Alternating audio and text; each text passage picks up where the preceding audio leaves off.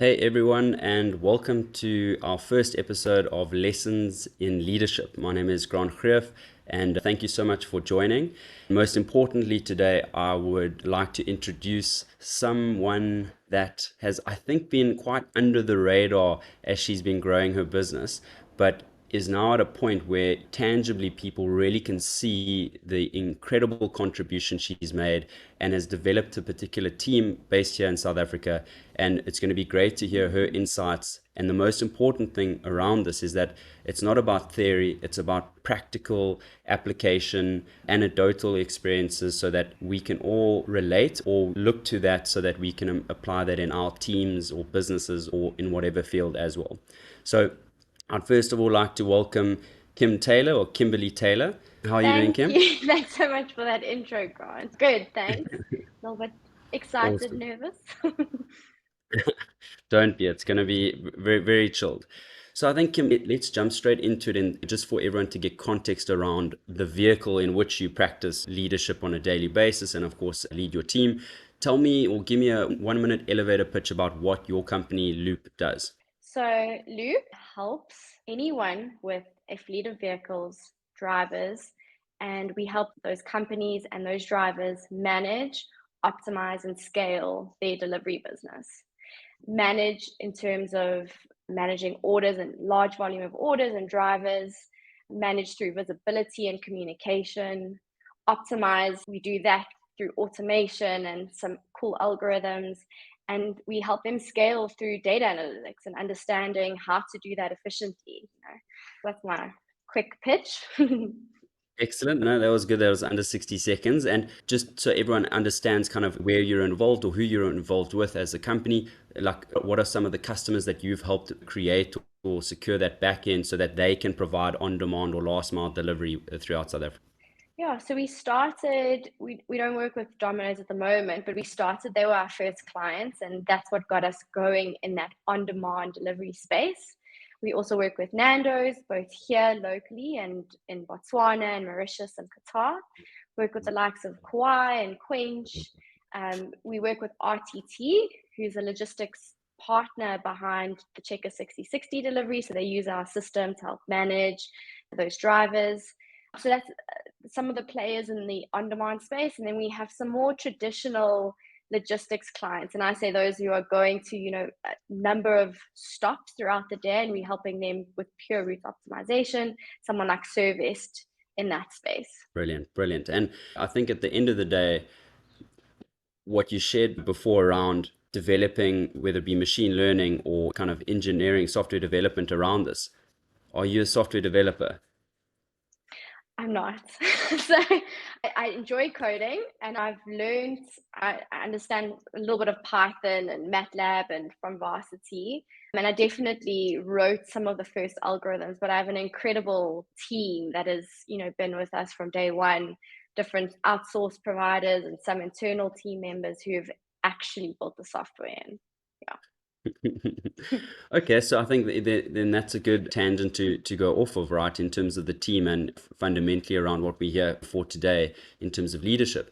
So, with regards to your team, have you had any formal training? Is this something that you've been told that you just had this natural talent, you were born with being able to lead a team, or have you had to learn how to lead?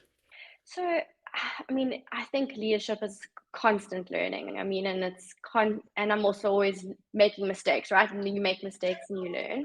I think you start to learn some of those skills, I guess, through school, playing sports, as captain or head girl, and I had opportunities of caring and watching people grow and team dynamics.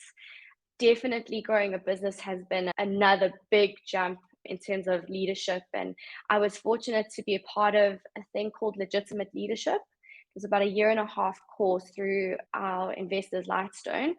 And that taught me so much about like helping people be accountable and helping them grow and really caring about them. And so I've definitely learned a lot of my leadership or those principles through different influences throughout my life.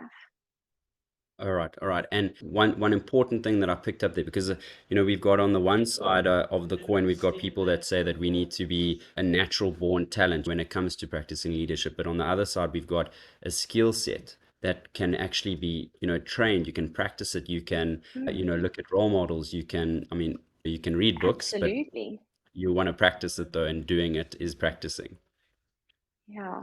I mean, absolutely. I think there's so many incredible examples to pull from, right?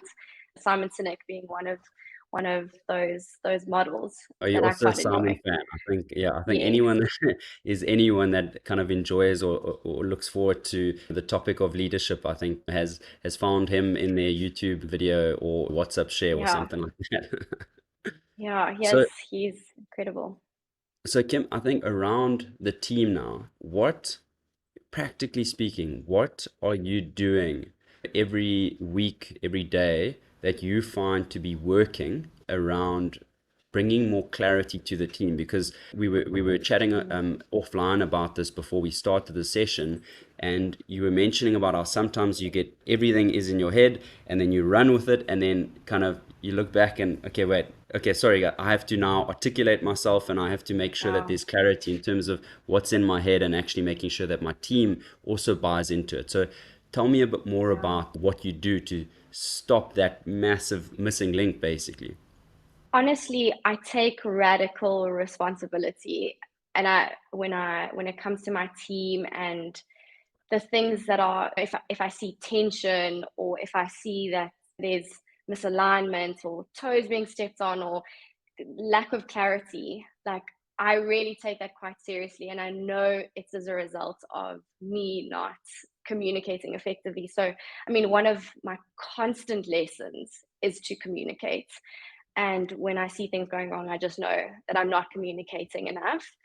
It's something that I always, and my team will say, you know, that's something I just say often. I over communicate more, and try and communicate more. And yeah, I mean, that would be, something I would add. Another thing I'm doing just around the team is, because I haven't had any experience in formal businesses, um, there is In some bureaucracy, right? bureaucracy, or even just structures. I mean, there's some corporates, I mean, there's some tried and tested things that you should do in a business, right?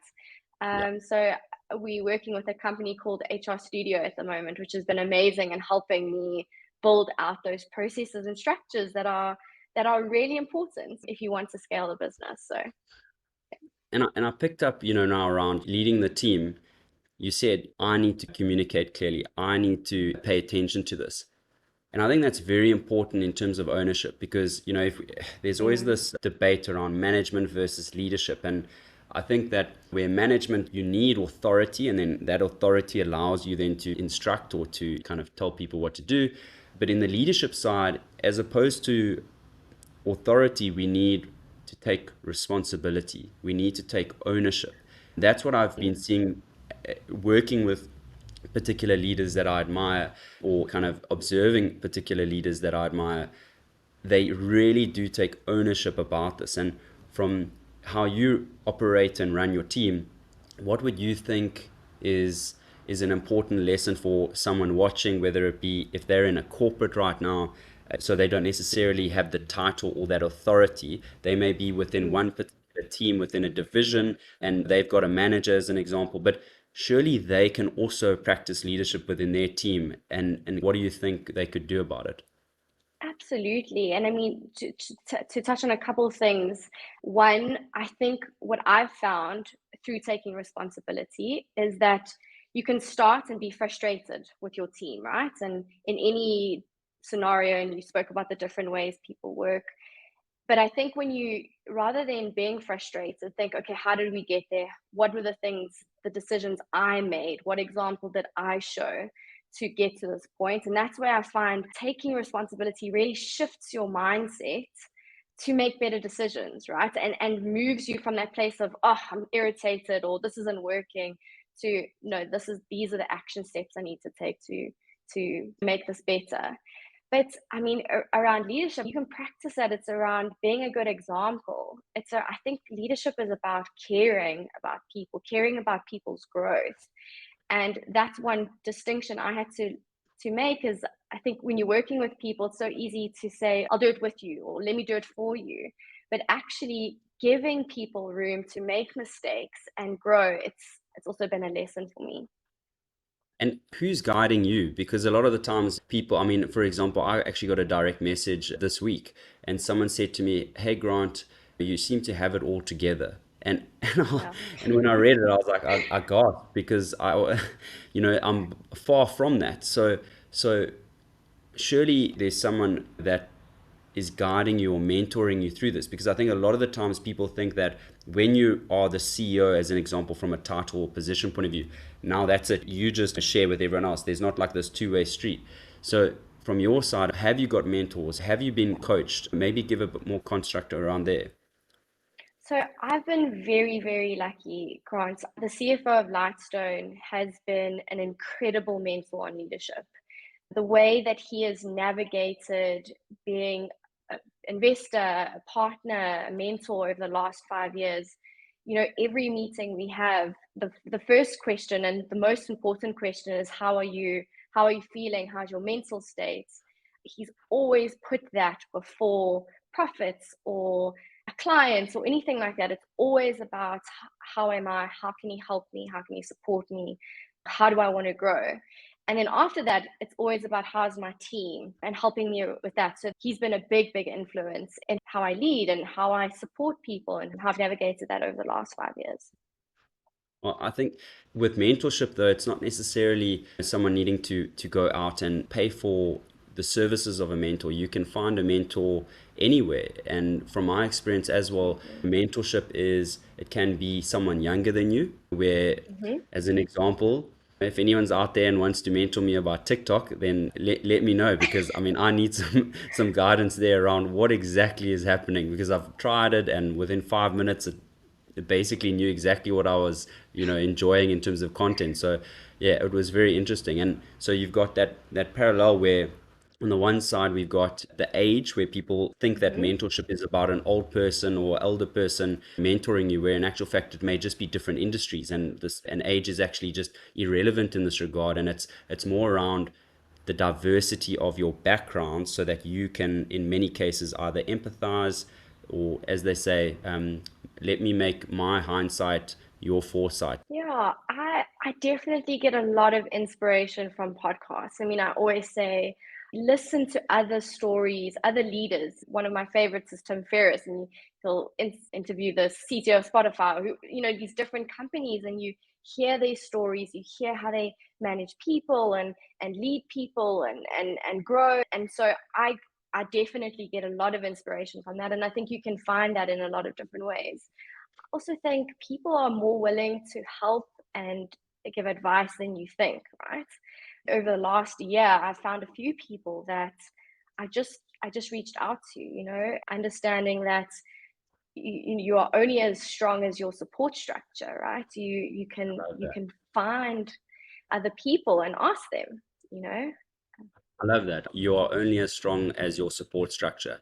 And so, can I jump ahead there and say, well, from that, it's basically if I'm sitting right now in a business or I'm part of a team and I may not necessarily have that authority to guide other people in a task driven way, maybe I should just focus on first prioritizing who is my support structure, like who is Mm, actually someone, one or two people. It doesn't have to be a lot of people, but one or two people. Who are those two people that I can go to, whether it means if I'm having troubles with my private life and trying to kind of mm, integrate that and prioritize it in the context of work life, and as well as then within work, struggling maybe with some of the team members to just understand yeah. that, then all of a sudden clarity starts happening, because now you've got that sort of support structure to move with. Absolutely. I mean, that's been a lesson for me. I've gone about life a couple of times, and it's often something I stumble into where I try to do things alone. And you can't. Like we succeed together, we win together, and it's much more enjoyable together. And that's where asking for help, being humble, getting more and more people involved it's a lesson I've had to learn. Let's talk in terms of the team now around that communication, making sure that you're not too ahead with it, whether it be ideas Mhm. or a particular strategy. So, what are you doing in your actual team? Is it kind of 15 minutes chat every Cool. week, or like what do you do as a format to make sure that everyone is buying into and everyone is involved in this vision that you have that you've now sharing with others? So I can tell you that this is something I'm constantly evolving and Yeah. constantly getting wrong and right. And my team will tell you, like, I'm always about what are best practices, but we try fit it into how it works and for us, right? So, we might try something and it doesn't work, that's okay. So things that have worked recently and for quite a long time because we're a remote team, every morning we have stand-ups. And I know that's normal for if you're doing development, but we kind of have business stand-ups and dev stand-ups. And as a dev, or if you're a part of more business side, you can be a part of either stand-up and just hear what's going on in the business. Working with a remote team, it's just been a really nice touch point to see where everyone's at, if anything's blocking anyone. And it's quick, it's 15 minutes, right? It's such a quick thing to just quickly touch base and see if there's anything missing, or if you might remember, oh, I needed to ask Kerry this, or something like that might come up. That's been really, really great, I think, from the beginning. We do this really cool thing on Fridays. We call them high five Huddle Fridays, and we spend 30 minutes before our stand-ups, and we talk rubbish, we play a game, we play an online game together, just funny things, or someone will teach someone about something. So human that's worked human quite, things, yes. play, just to break it Yeah, down a bit, so we don't take ourselves too seriously. yeah. We played last week Friday. We had a really fun game, and so Belinda has been really pivotal in setting those up. That's been really cool. The other And who's thing, Belinda? Belinda's our product lead. Yeah. Okay, So brilliant. yeah. So the other thing that I've found working recently, and it might not work long term, I don't know. I'm starting to understand the compartments of the business, right? The different, you have an organogram, but besides one organogram, you kind of have teams, right? And some teams work in multiple teams. And so understanding the different teams that exist in different roles or responsibilities and creating a Slack. So we use Slack a lot. So Yeah, I have Slack taking over sections the and world. Slack. Yeah, it's amazing. I'm so grateful for it. I just think, it's one of those things we started using in the beginning because our dev house used it, and you're like, wow, like I don't know what we would do without this. And so creating sections or channels, creating an intention. This channel is for this. This is how we communicate in this channel. We respond in threads. It's just those little things that help to compartmentalize that something is being communicated to an entire team. That team might pick up that knowledge a day later or a week later, depending on their role in that team. But I'm finding that understanding my teams, creating channels, and and communicating the intention of that channel and what we're doing has been very helpful. That's fantastic in terms of, so someone doesn't have to have Slack, they can have another tool. If they're on Teams, they Oh, can create the groups. absolutely. But every group or every segment of a team or subset of a team, there needs to be an intent around what you're trying to achieve by creating that. Because, I mean, what I can Yes. relate to is going to meetings for the sake of meetings, and they're just these recurring meetings. And kind of at Mm, the end of it, people are like, why are we actually doing this? I mean, kind of it's the same yeah. thing with people creating reports and sending the reports and not actually anyone reading it. So the intent behind what you create in terms of sub teams and so on is I think gold. And then it came in terms of then Yeah. the learning about the teams and so on. I mean, have you used any particular tools around personality tests or trying to kind of learn more about how other people interpret information or make decisions and so on and so forth? So we've done a little bit of that. I'm part of a accelerator program called Grindstone at the moment, and they gave us some tests, and we did that at some point, and we found it very interesting who was alike. I I would be lying if I said I've intentionally used those things. I think they're interesting, and we're quite keen to. We spoke about I spoke about it with someone this week. We're quite keen to use different tests to understand specifically how people respond or communicate in the different parts of their brain. So yeah, and I think, I mean, these are all great tools, right? And the more you understand yourself and the people you're working with, the easier it is to navigate. Yeah. And if you think now, for someone in their own team, what tools or what tips or tricks have you found, in addition to what you've just discussed around the meetings and how you're structuring those meetings? What have you found to be very useful in relying on as a tool to help the team empower themselves? In what context? Sorry, just empower themselves in terms of? So tooling doesn't need to be software, but systems or tooling. So for example, have you implemented, say, an individual personal development plan where you catch up every couple of months, or where they, kind of own it? Have you got peer-to-peer reviewing, or like what type of things are you doing there to help someone really take ownership of their role, and ultimately then the team empowers itself?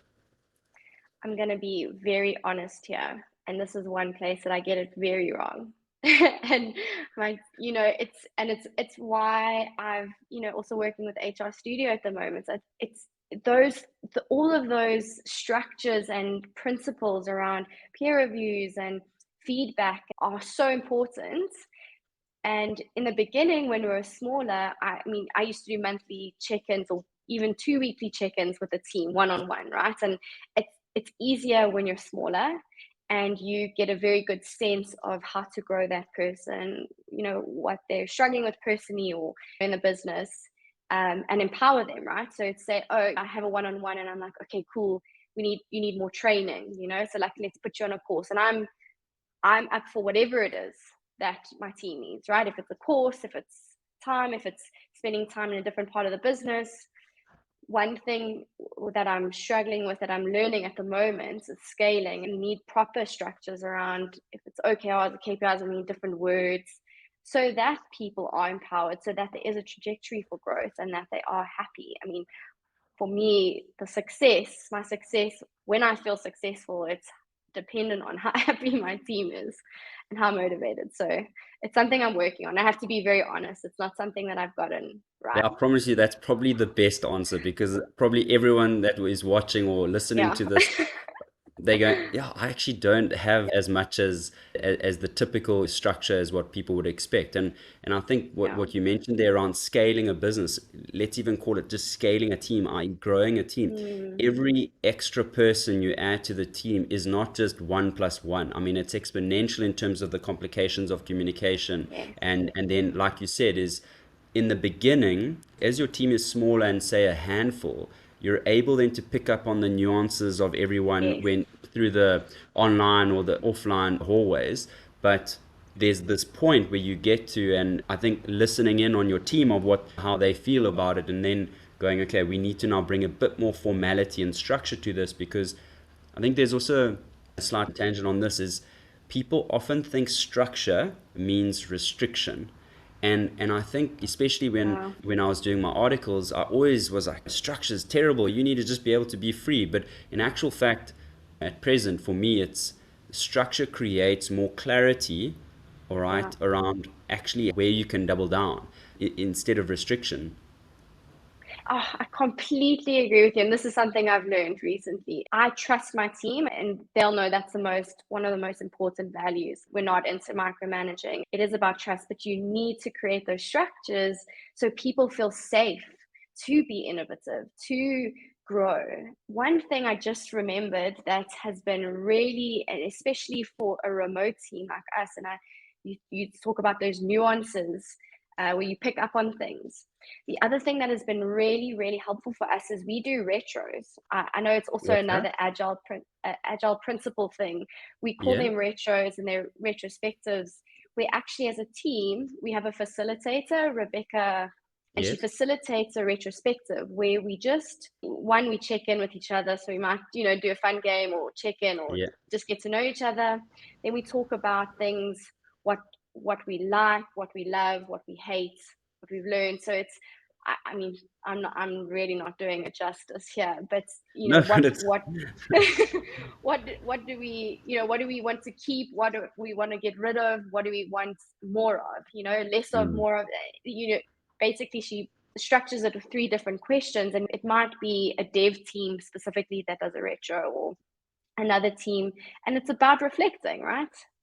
Like a retrospective about understanding as a team. And it's been incredible in facilitating conversations among team members where, that was a little bit frustrating when you didn't move that task on the board. And then I got up early to test and, little things like that. And most of the time, people are, our team, they're very empathetic, right?